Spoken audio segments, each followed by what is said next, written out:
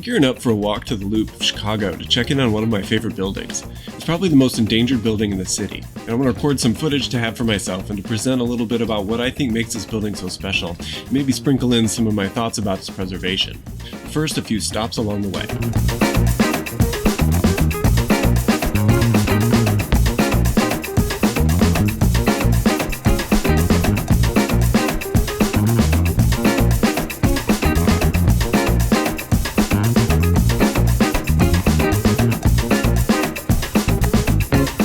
Chicago has some great architecture. Louis Sullivan, Daniel Burnham, Frank Lloyd Wright, Mies van der Rohe. These are the architects and structures that tend to represent architecture's robust architectural heritage to the world. That's only one story of Chicago architecture. There are a lot more than that, and many yet to be written.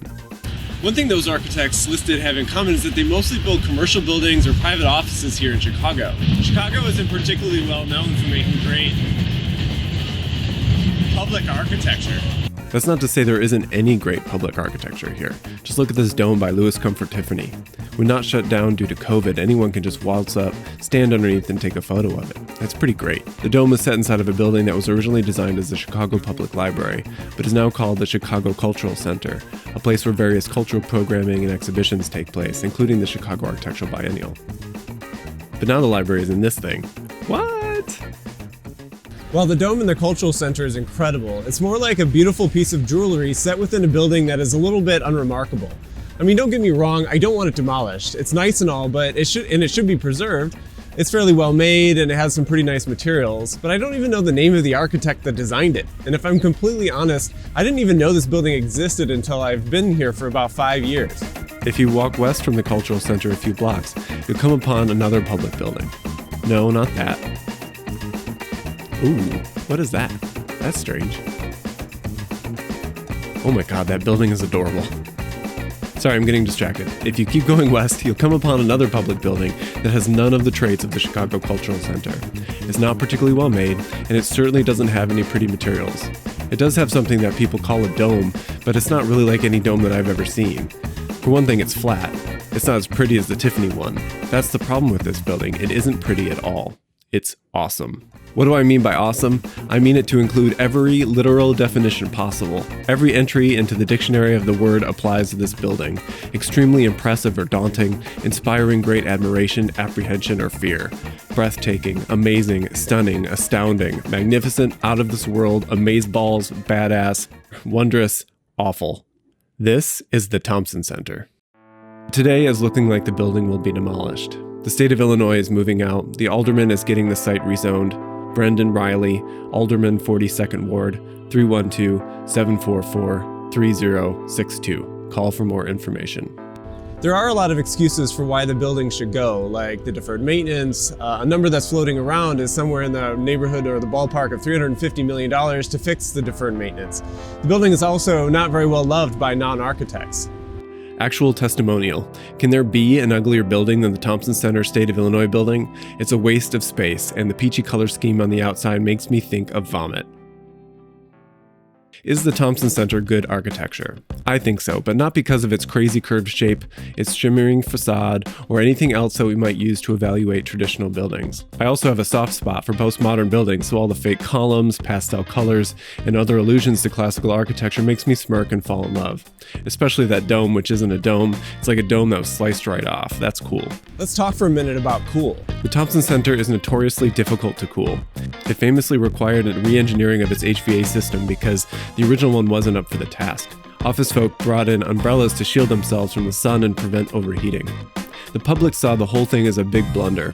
That was compounded by how much over budget the building was, coupled with a few screwy politics of Chicago, and then there's the architect Helmut Jahn, who liked to wear a cape and look pretentious on the covers of magazines. All of these things added up to a public perception that the building was an ego project to glorify its creators at taxpayer expense. But here's why the Thompson Center isn't a monumental ego project and why it's important. It's pretty freaking big. Believe it or not, big is an architectural term. Rem Koolhaas says so. At some point, big buildings no longer make sense to talk about or evaluate like other buildings, because they aren't really a building anymore.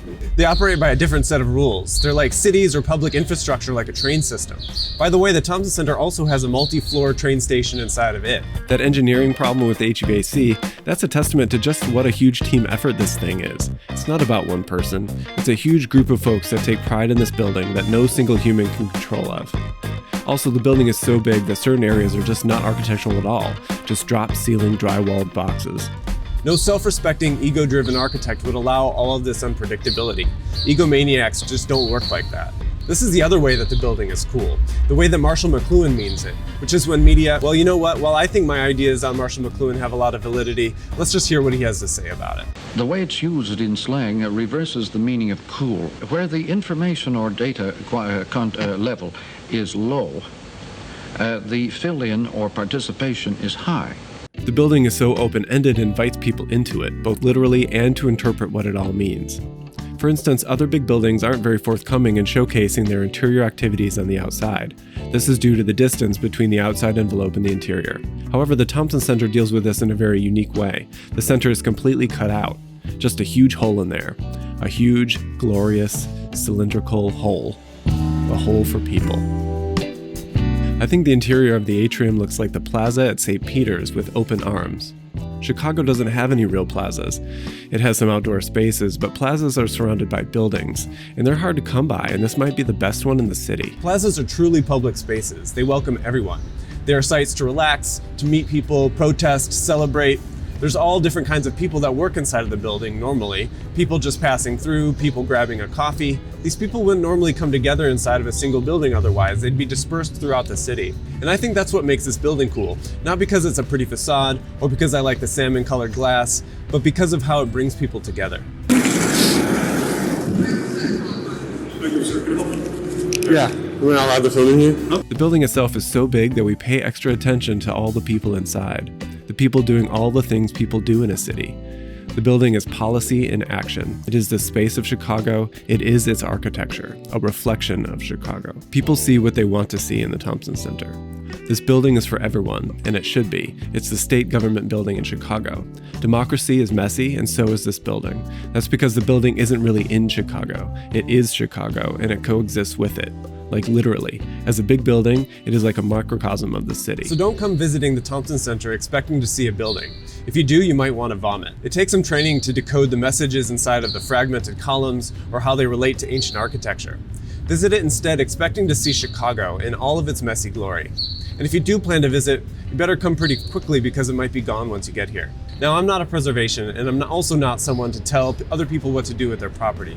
But I'd like to tell the story of Notre Dame Cathedral, which in the early 1800s, believe it or not, could have been demolished. And look, the Thompson Center is no Notre Dame.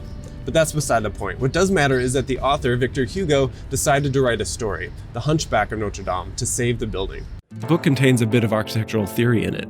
The Archbishop looks at the cathedral and then down at a book sitting on his desk and says, "This will kill that. The book will kill the building." This is Victor Hugo's way of saying that architecture used to be about how culture encoded their important myths for everyone to read and experience. In the past, people could have read the Bible's stories in the sculptures of the building. But now with the printing press, books can communicate these stories and architecture is no longer needed to do the task. And we've lost that ability to read the stories inside of these buildings. And that's the only reason anyone would consider demolishing Notre Dame, because we can't read its stories and it no longer sparks the collective imagination. Here's a book you can read, and it worked. People loved it, and we learned how to love the building as well. That, I think, is the problem with the Thompson Center. Not deferred maintenance. I mean, you could fix the building for the cost of making Avengers Endgame. It's not the bad restaurants and its food court. It was the fact that the architect trusted us to fill the building with stories, and we have yet to take the charge. The building is a question and a call to action, and we haven't picked it up. So here's my call. Let's write some stories about the Thompson Center. Even if these stories don't save the building, they can immortalize it in other ways. I mean, there has been some fun movies set inside of the building already. It's really good at playing a shopping mall. It's also the site for an awesome gunfight in the film Running Scared. I don't mean we need to have more movies set inside of the Thompson Center, although that's cool. What I mean is that we need stories where the building is a real character. And I'll tell you what, I'll share the 3D model where we made as part of our design studio at the University of Illinois at Chicago, and I'll link it in the description and below. This was a team effort, so there's a list of students that created the model as well. With this model, you'll be able to create your own stories out of the 3D bones of the Thompson Center. Hopefully it helps and sparks your imagination. There's a saying by the designer Paul Rand that goes, if you can't make it good, make it big. And if you can't make it big, make it red. Well, the Thompson Center is pretty good, it's real big, and it's almost red. Most buildings don't even hit any of those. How many red buildings have you ever seen? We can also make it so that people read about this building and the stories that you create. The building can be read in ways that are beyond just the color of the interior. Even if we can't save the building, we can perhaps immortalize it in a way that glass and steel never could. Hey there, check out some of my other videos on architecture. Consider liking this one if you found it intriguing, and maybe subscribe to the channel if you're into thinking about the built environment with me every week. See ya!